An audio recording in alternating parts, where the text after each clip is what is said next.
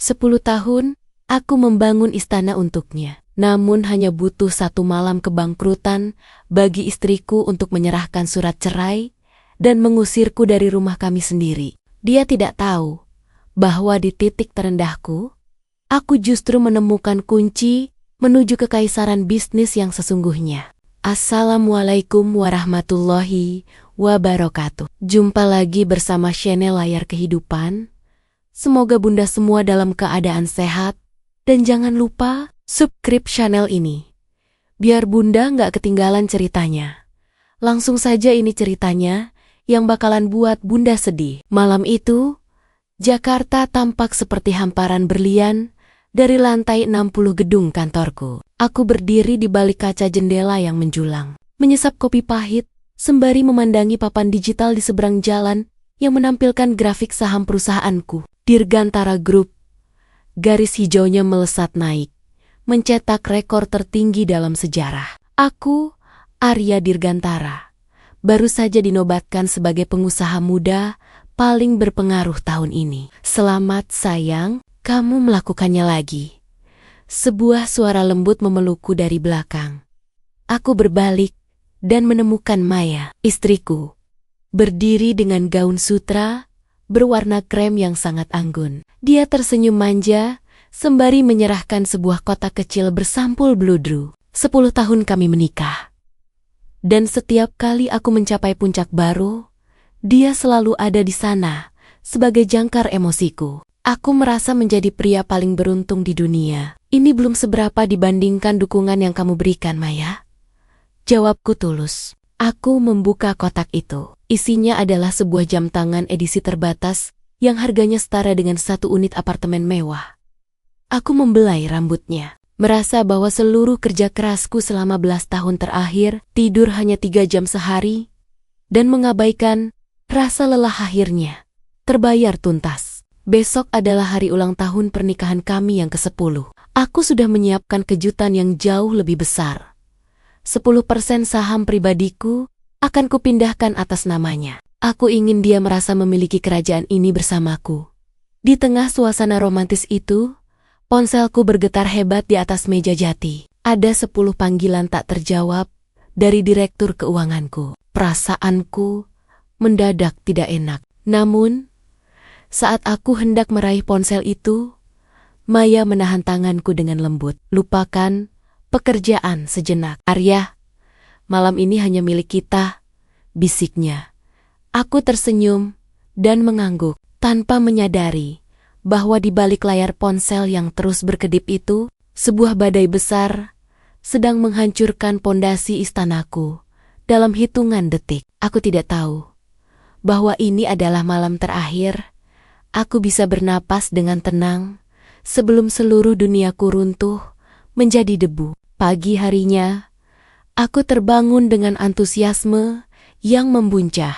Sebuah buket mawar merah berjumlah 100 tangkai sudah kupesan untuk menghiasi meja sarapan kami. Di atas meja itu juga terletak sebuah map kulit berisi dokumen pengalihan 10% saham Dirgantara Group atas nama Maya. Selamat 10 tahun, istriku, bisikku saat Maya turun dari tangga dengan senyum yang tampak sedikit kaku. Dia menerima map itu dengan tangan yang gemetar. Alih-alih pelukan hangat, dia justru meletakkan dokumen itu tanpa membacanya. Wajahnya pucat dan matanya terus melirik ke arah televisi yang sengaja kumatikan. Arya, ada sesuatu yang harus kamu lihat. Suaranya parau, nyaris tak terdengar.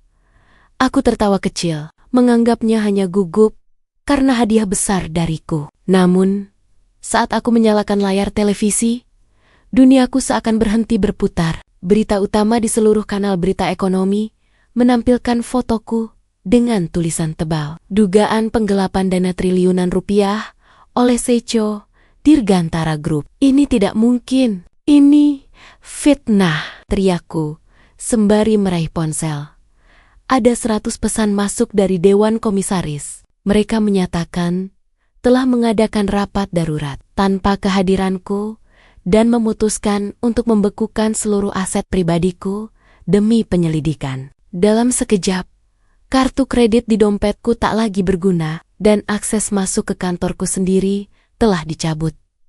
Aku menoleh ke arah Maya, mencari perlindungan di matanya. Namun, yang kutemukan hanyalah tatapan dingin yang belum pernah kulihat sebelumnya. Dia berdiri menjauh dariku, memegang map saham yang baru saja kuberikan dengan cengkeraman yang kuat. Maya, jangan takut.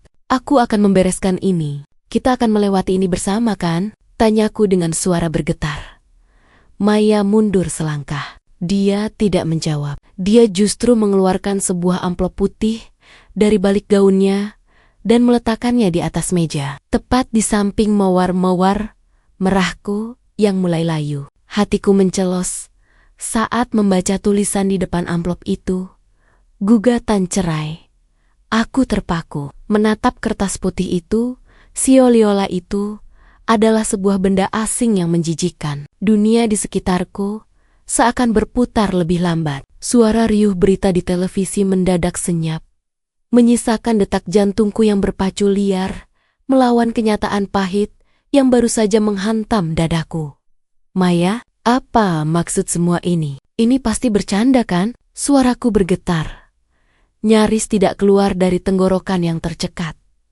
Maya tidak menangis. Dia justru melipat tangannya di dada, menatapku dengan tatapan yang begitu dingin, seolah-olah aku hanyalah orang asing yang baru saja dia temui di pinggir jalan. Tidak ada lagi kelembutan yang semalam memelukku. Aku tidak bisa hidup dengan pria yang tidak punya masa depan.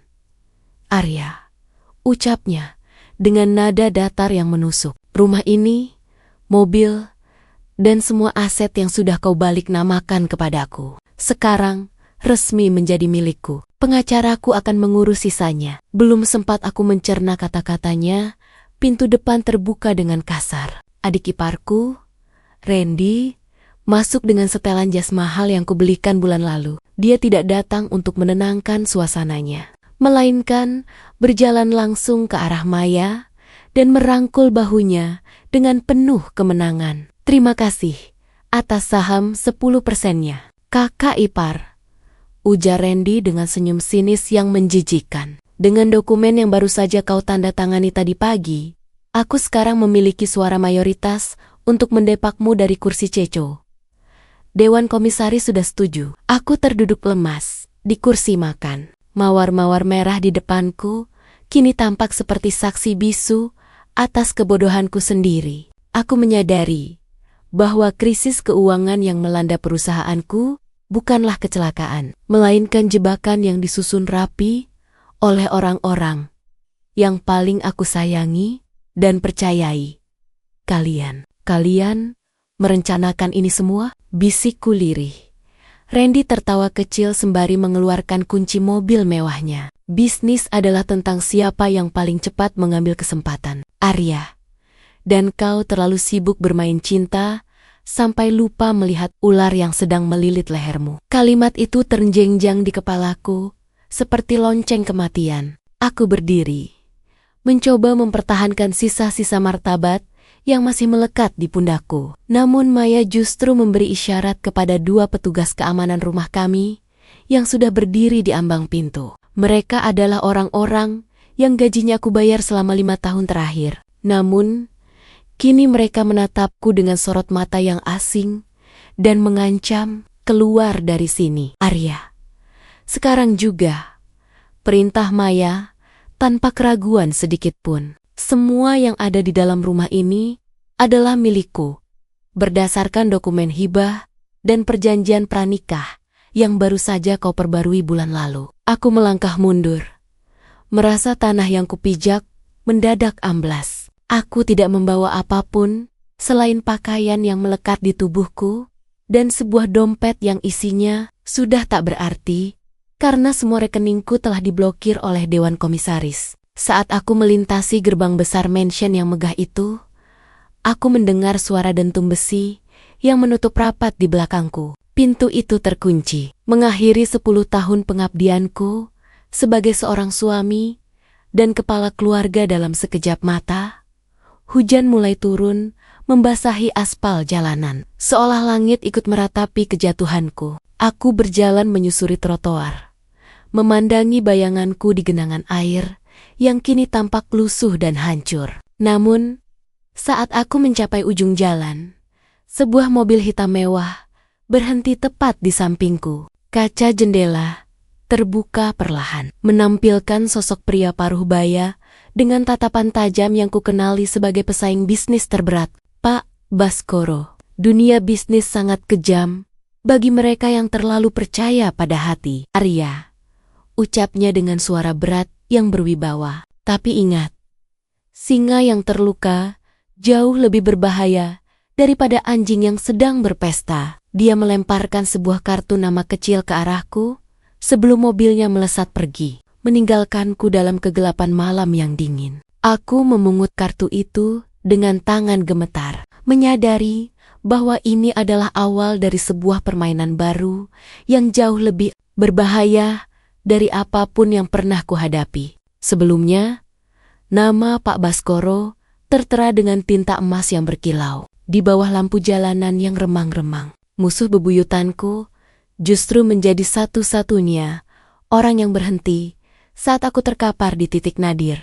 Malam itu, aku berakhir di sebuah bangku taman yang basah. Jas seharga puluhan juta rupiah yang kukenakan kini tak lebih dari selembar kain lembab yang gagal menghalau dinginnya angin malam. Perutku perih karena lapar, namun rasa sakit di hatiku jauh lebih menyiksa. Aku membayangkan Maya dan Randy yang mungkin sedang bersulang merayakan keberhasilan mereka merampok hidupku. Maaf, Pak, taman ini akan ditutup 10 menit lagi. Sebuah suara mengagetkanku.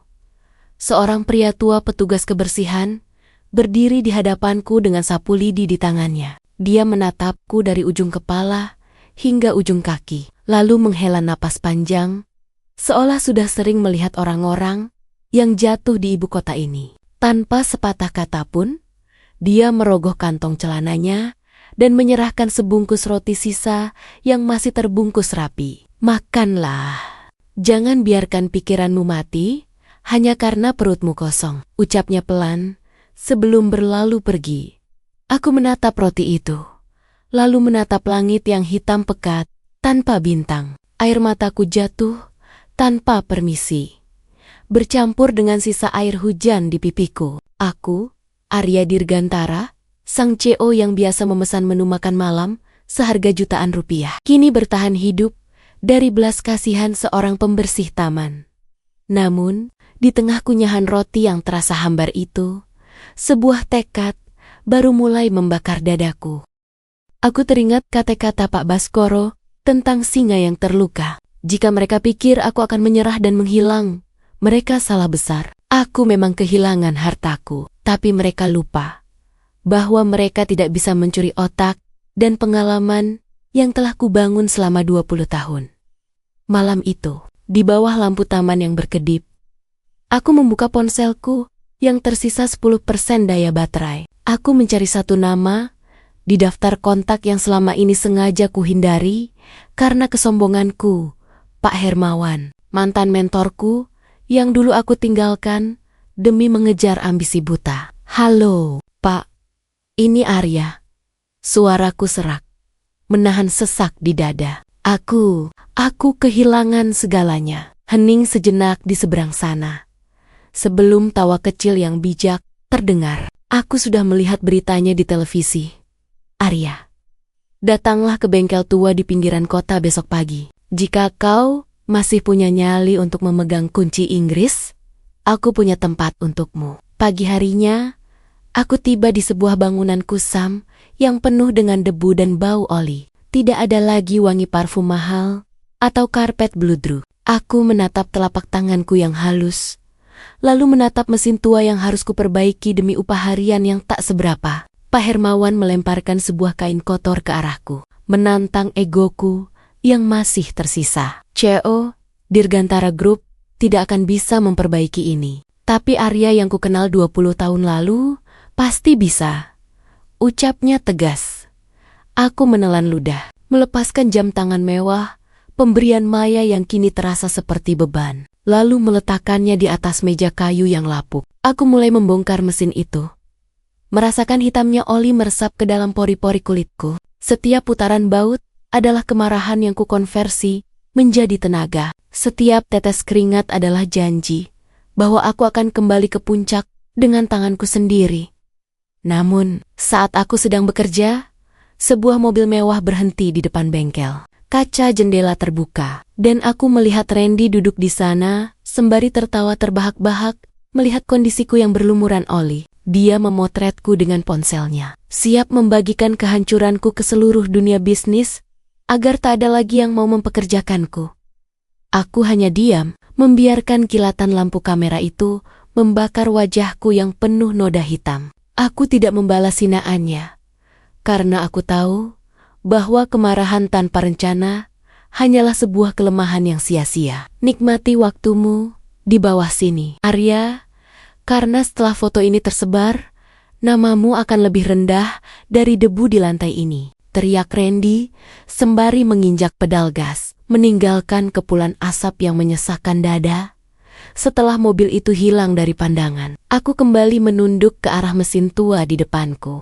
Namun, mataku tidak lagi melihat tumpukan besi berkarat. Otakku mulai bekerja cepat, memetakan pola-pola digital yang selama ini menjadi keahlianku. Di sela-sela waktu istirahatku yang singkat, aku menggunakan komputer tua milik Pak Hermawan yang layarnya sudah retak di pojok kiri.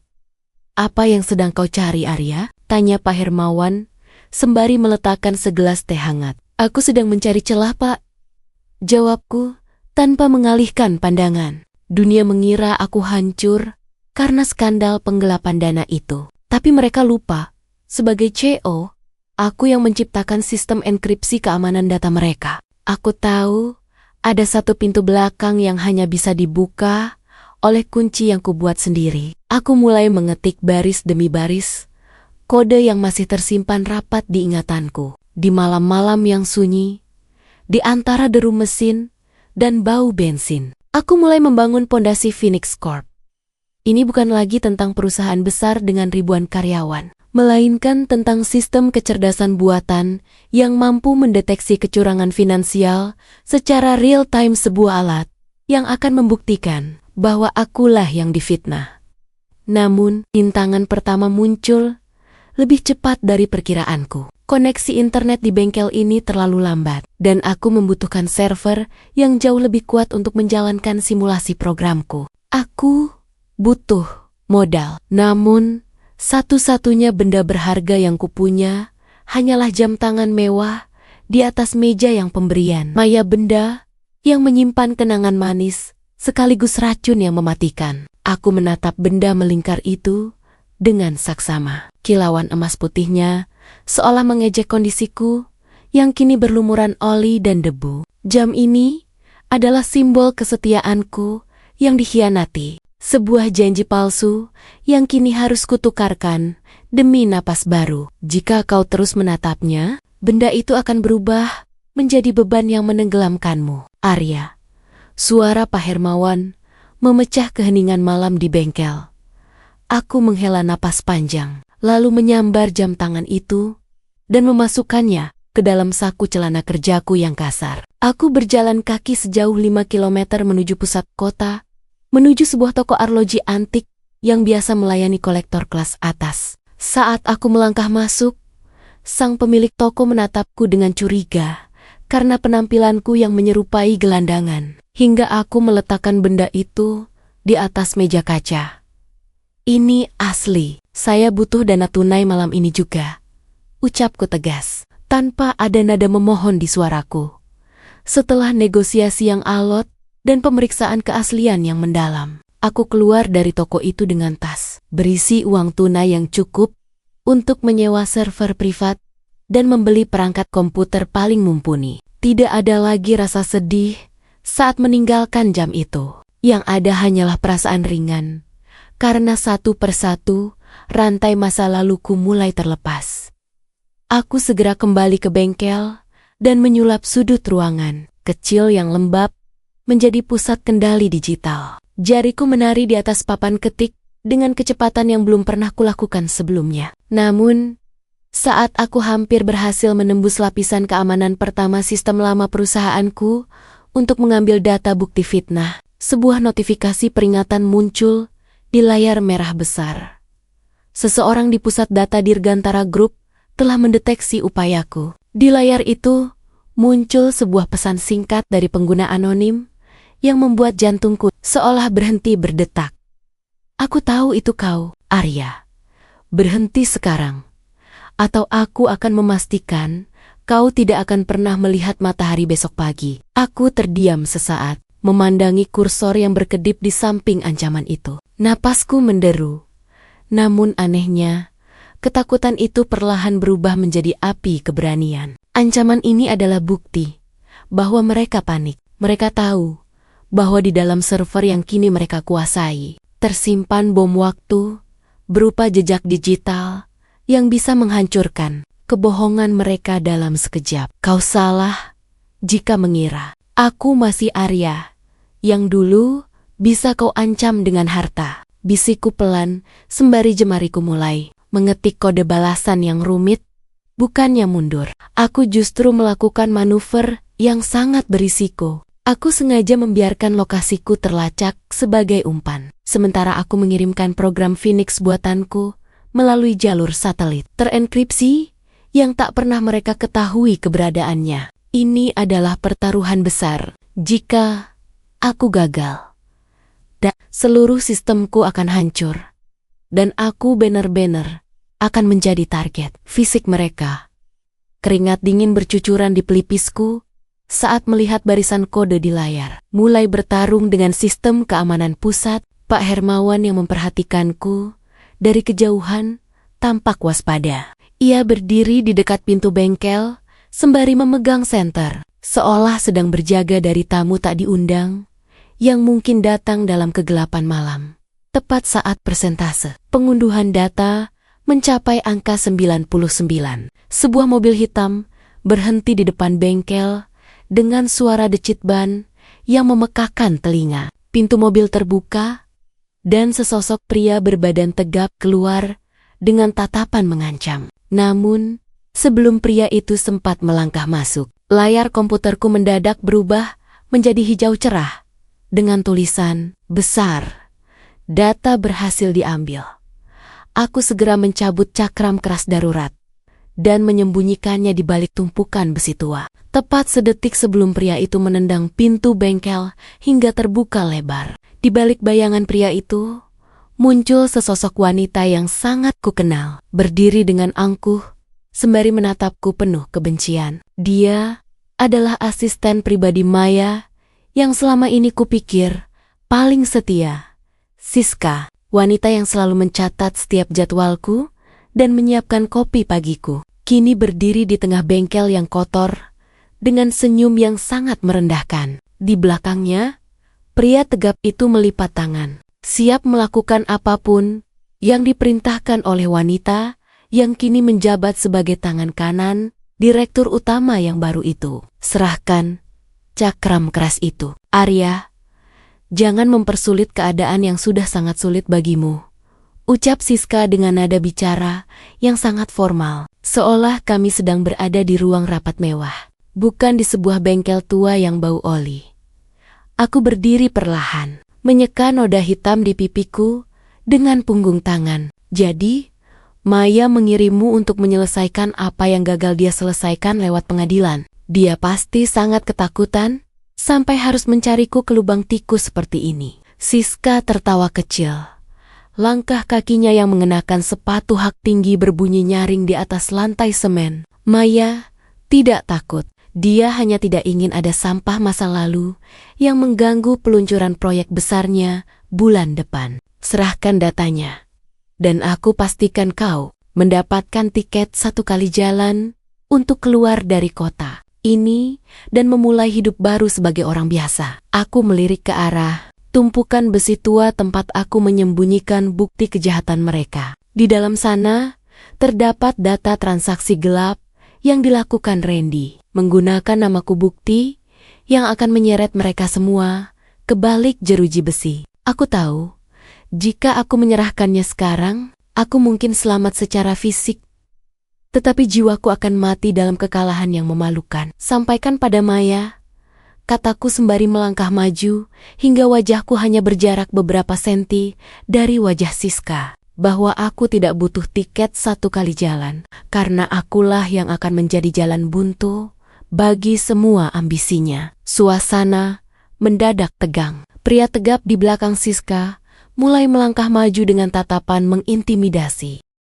Namun sebelum situasi semakin memanas, Pak Hermawan tiba-tiba menjatuhkan sebuah tumpukan pipa besi besar di sisi lain bengkel. Suara dentuman yang memekakan telinga itu membuat mereka tersentak. Dan di saat itulah, aku menyadari bahwa rintangan terberatku bukan hanya mengambil kembali hartaku, melainkan bagaimana tetap menjadi manusia. Jujur, di tengah kepungan orang-orang yang telah kehilangan nurani, Siska dan pengawalnya akhirnya pergi setelah Pak Hermawan mengancam akan memanggil warga sekitar. Namun aku tahu, mereka hanya mundur untuk menyiapkan serangan yang lebih besar. Begitu keadaan tenang, aku segera menghubungkan cakram keras itu ke komputer tuaku. Namun, jantungku serasa berhenti berdetak saat melihat layar monitor. Data yang berhasil kuunduh ternyata dilindungi oleh kunci enkripsi ganda yang hanya bisa dibuka dengan sidik jari biometrik yang terpasang di meja kerja lamaku, meja yang kini berada di dalam ruang kerja pribadi Randy di gedung pusat Dirgantara Group. Ini mustahil, bisikku sembari memegangi kepala yang mulai terasa pening. Aku punya buktinya, tapi aku tidak bisa membukanya. Semua usahaku selama beriming munggu di bengkel ini seolah sia-sia. Aku memiliki kunci menuju kebenaran, namun gemboknya berada di jantung pertahanan musuh. Aku mencoba meretas sistem itu dari jarak jauh.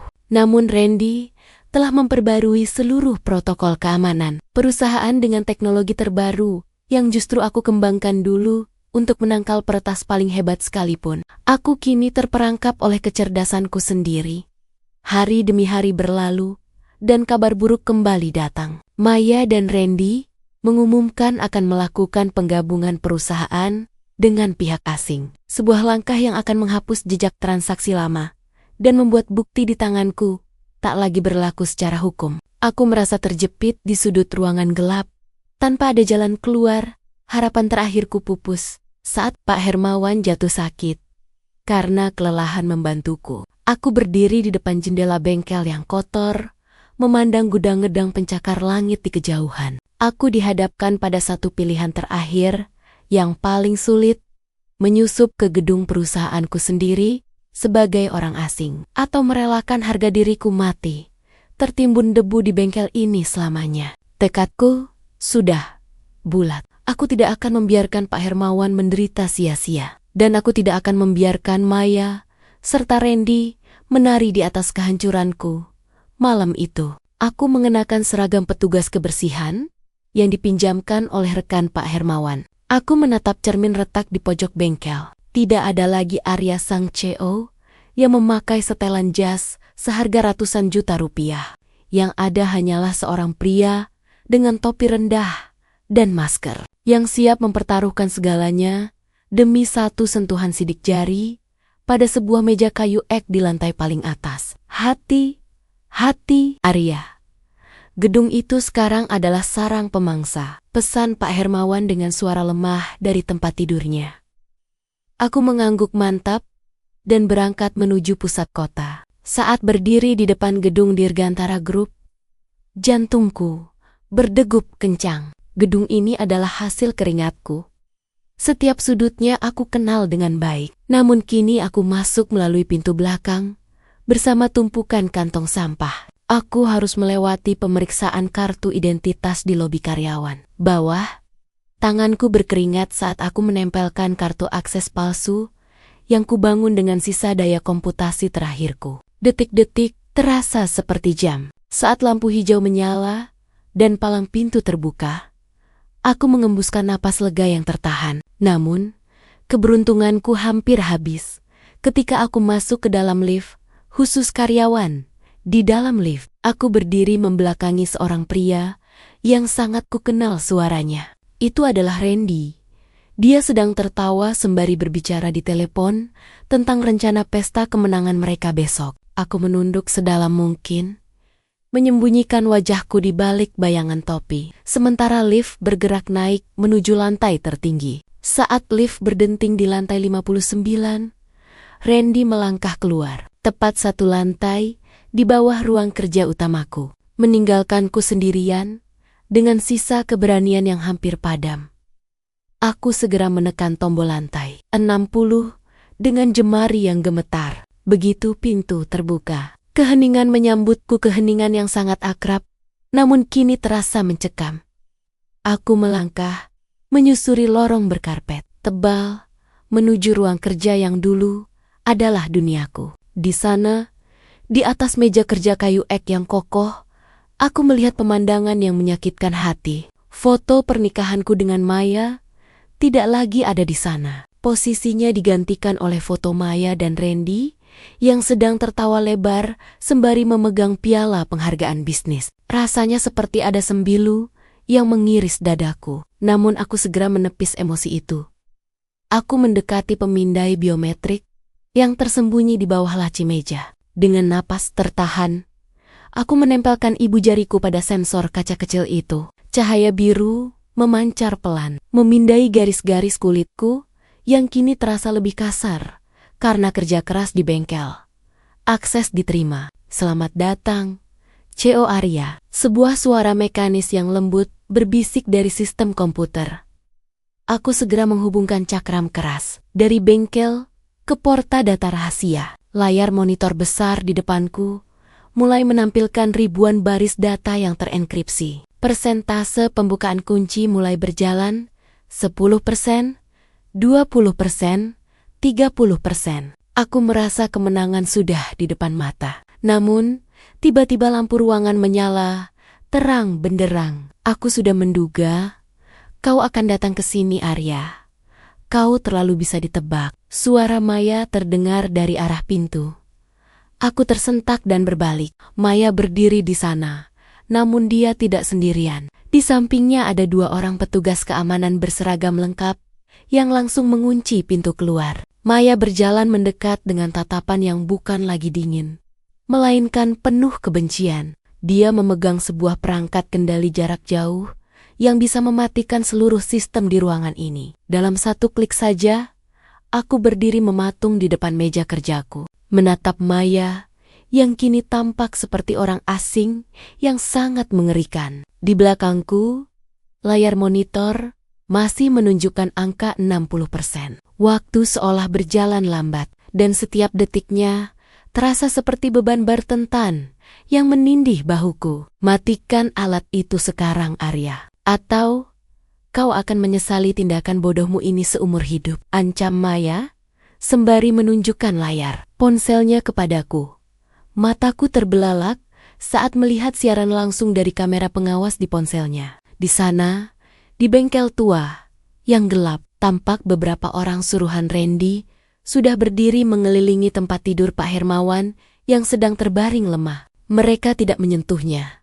Namun keberadaan mereka di sana adalah ancaman nyata bahwa nyawa mentorku kini berada di ujung jari Maya. Kau tega melakukan ini pada orang yang sudah seperti ayah bagiku? Suaraku parau, menahan gejolak amarah yang hampir meledak.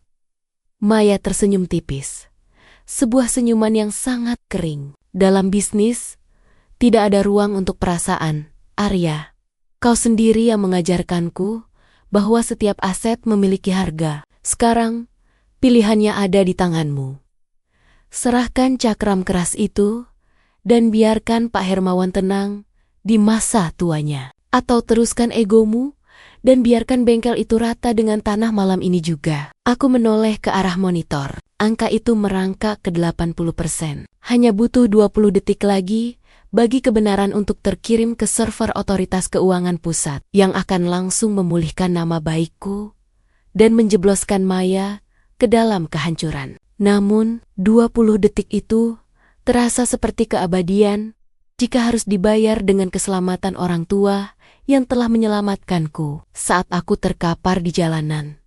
Dengan tangan yang sangat bergetar, Aku menjauh dari komputer. Aku menatap Maya dengan tatapan paling hancur yang pernah kurasakan. Aku menyadari bahwa untuk menang melawan orang yang tak bernurani, terkadang aku harus merelakan kemenangan itu sendiri demi menjaga nuraniku tetap hidup. Sebelum angka di layar mencapai 100, aku menarik kabel koneksi hingga seluruh monitor berubah menjadi hitam pekat.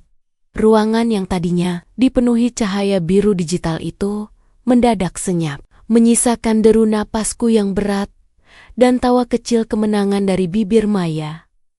Aku telah melepaskan senjataku, membiarkan bukti kebenaran itu terkubur dalam kegelapan demi keselamatan Pak Hermawan. Pilihan yang cerdas, Arya, ucap Maya sembari memberi isyarat kepada pengawalnya untuk mengambil cakram keras itu dari tanganku. Kau selalu menjadi pria yang terlalu lembut untuk dunia yang keras ini. Itulah alasan mengapa kau tidak layak berada di kursi ini. Aku membiarkan mereka menyeretku keluar dari gedung, melempar tubuhku ke trotoar yang dingin, tepat di depan gerbang utama yang dulu kubangun dengan penuh kebanggaan. Aku terduduk di sana, menatap langit yang mulai memutih karena fajar. Secara logika, aku telah kalah. Aku tidak punya uang, tidak punya bukti, dan kini musuhku memegang semua kartu as di tangan mereka. Namun, saat aku berjalan lunglai kembali ke bengkel, aku menemukan Pak Hermawan sudah duduk di kursi terasnya, menyesap teh hangat, seolah tidak terjadi apa-apa. Di sampingnya, duduk seorang pria paruh baya yang sangat kukenali, Pak Baskoro. Pesaing bisnisku itu tersenyum tipis, lalu meletakkan sebuah laptop kecil di atas meja kayu yang lapuk. Kau pikir aku hanya datang untuk mengejekmu malam itu, Arya? Tanya Pak Baskoro dengan nada tenang. Aku adalah seorang investor, dan investasi terbaik adalah karakter seseorang saat mereka berada di titik terendah. Saat kau memutuskan untuk menyelamatkan nyawa Pak Hermawan daripada mengejar ambisimu, kau baru saja lulus ujian terakhirku. Pak Baskoro memutar layar laptopnya ke arahku. Di sana, tampak sebuah barisan kode yang terus berjalan. Rupanya, tarikan kabelku semalam tidak menghentikan segalanya. Sistem Phoenix yang kubangun secara mandiri telah dirancang untuk mengirimkan data cadangan secara otomatis jika terjadi pemutusan paksa pada server utama. Tanpa kusadari, integritas yang kupilih justru menjadi pemicu bagi sistem untuk menyelesaikan tugasnya sendiri. Selamat Arya, bisik Pak Baskoro. Data itu sudah mendarat di meja otoritas keuangan sejam yang lalu. Sekarang, maukah kau membantuku membangun kembali sebuah kekaisaran yang jauh lebih besar dari sekadar Dirgantara Group? Aku menatap layar laptop itu dengan mata berkaca-kaca. Semua rasa lelah, bau oli yang melekat di kulitku, dan penghinaan yang kuterima selama berbulan-bulan seolah menguap digantikan oleh gelombang harapan yang baru. Aku menjabat tangan Pak Baskoro dengan mantap. Sebuah aliansi yang tak pernah diduga oleh siapapun di dunia bisnis kini telah lahir di sebuah bengkel tua yang kumuh. Dalam waktu 7 hari, dunia keuangan diguncang oleh berita besar. Otoritas keuangan mengeluarkan perintah pembekuan sementara terhadap seluruh aktivitas Dirgantara Group atas dugaan manipulasi laporan keuangan dan pencucian uang yang dilakukan oleh manajemen baru. Nama Maya dan Randy kini menghiasi tajuk utama berita sebagai buronan kasus finansial paling dicari. Sementara namaku perlahan mulai dibersihkan dari segala fitnah. Namun, aku tidak ingin hanya sekadar memulihkan nama baik. Bersama Pak Baskoro, aku meluncurkan Phoenix Corp, sebuah perusahaan teknologi finansial berbasis kejujuran yang langsung mendapatkan pendanaan triliunan rupiah dari konsorsium internasional. Aku kembali mengenakan setelan jas, namun kali ini aku memakainya dengan sudut pandang yang berbeda. Bukan sebagai perisai kesombongan, melainkan sebagai seragam tanggung jawab. Puncak dari segalanya adalah saat aku diundang sebagai pembicara utama di sebuah gala bisnis bergengsi. Di sana, di barisan depan, aku melihat Maya duduk dengan wajah pucat dan gelisah, berusaha menghindari kamera wartawan. Dia mencoba mendekatiku saat acara selesai. Air mata buayanya mulai mengalir, memohon agar aku mencabut laporan hukum demi masa lalu kami. Aku menatapnya dengan tenang, tanpa ada lagi kemarahan atau dendam yang membara. Masa lalu kita sudah mati. Di malam kau meletakkan amplop gugatan itu di atas meja. Maya, kataku pelan, namun sangat tegas. Sekarang, biarkan hukum yang berbicara, karena kejujuran adalah mata uang yang tidak sanggup kau bayar. Kalimat itu bergema di lorong hotel yang mewah, meninggalkan Maya yang terpaku dalam tangis penyesalannya. Namun, drama ini belum benar-benar berakhir sebelum aku menemukan Randy, pria yang telah mencuri semua hasil kerja keras belasan tahunku, dan kini mencoba melarikan diri dari tanggung jawabnya. Aku mendapatkan informasi dari Pak Baskoro bahwa Randy terlihat di pelabuhan pribadi, mencoba menaiki kapal pesiar untuk meninggalkan negara ini sebelum surat pencekalan resminya keluar. Tanpa membuang waktu, aku menuju ke sana, bukan untuk membalas dendam dengan kekasaran, melainkan untuk melihat langsung bagaimana sebuah kesombongan runtuh di hadapan hukum yang adil. Saat aku tiba di dermaga, angin laut yang kencang menyambutku. Randy sedang terburu-buru membawa 2 koper besar. Wajahnya panik dan keringat bercucuran. Namun, langkahnya terhenti saat ia melihatku berdiri tepat di depan jembatan penyeberangan kapal. Di belakangku, beberapa petugas berwenang sudah bersiap untuk menjalankan tugas mereka.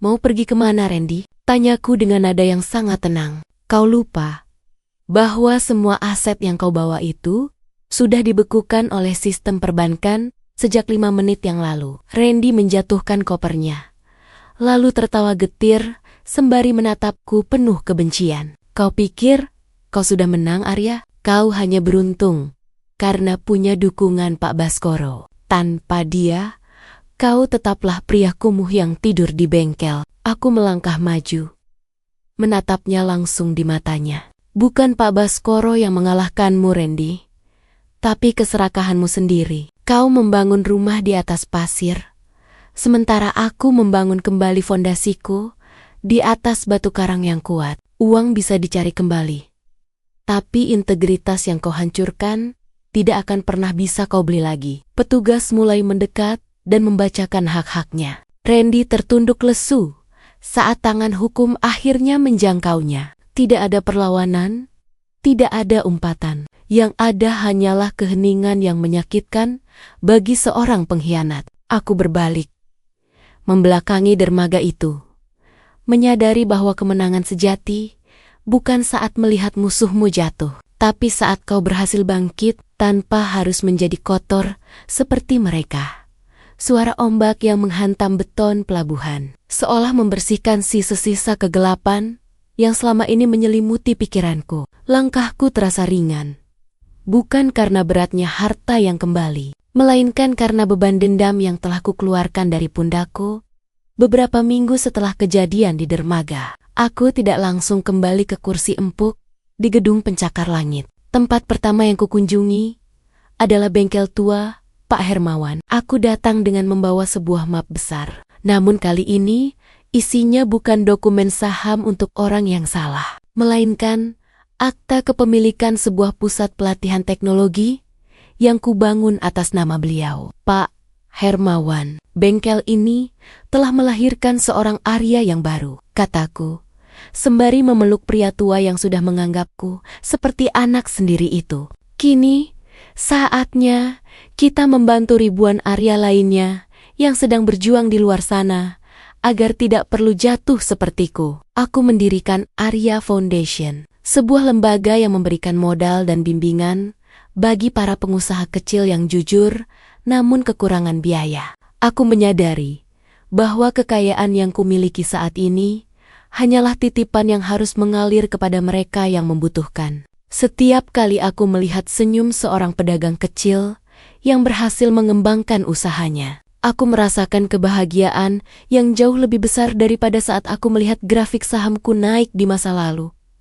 Namun, hidup selalu punya cara untuk memberikan kejutan terakhir. Suatu sore, Saat aku sedang meninjau pembangunan sekolah gratis, asisten pribadiku yang baru datang membisikkan sesuatu. Ada seorang wanita yang sudah menunggu di depan gerbang selama 4 jam. Menolak untuk pergi sebelum bisa menatap mataku. Satu kali lagi, aku berjalan menuju gerbang dan menemukan sosok yang kini terlihat sangat asing. Maya berdiri di sana, tanpa gaun sutra, tanpa perhiasan mewah, hanya mengenakan pakaian sederhana dengan wajah yang kusam karena kelelahan. Dia tidak lagi meminta hartaku atau memohon untuk kembali. Dia hanya berdiri mematung, sembari memegang sebuah foto lama saat kami pertama kali membangun mimpi dari sebuah rumah kontrakan kecil. Aku berhenti beberapa langkah di hadapannya. Jarak yang hanya 2 meter itu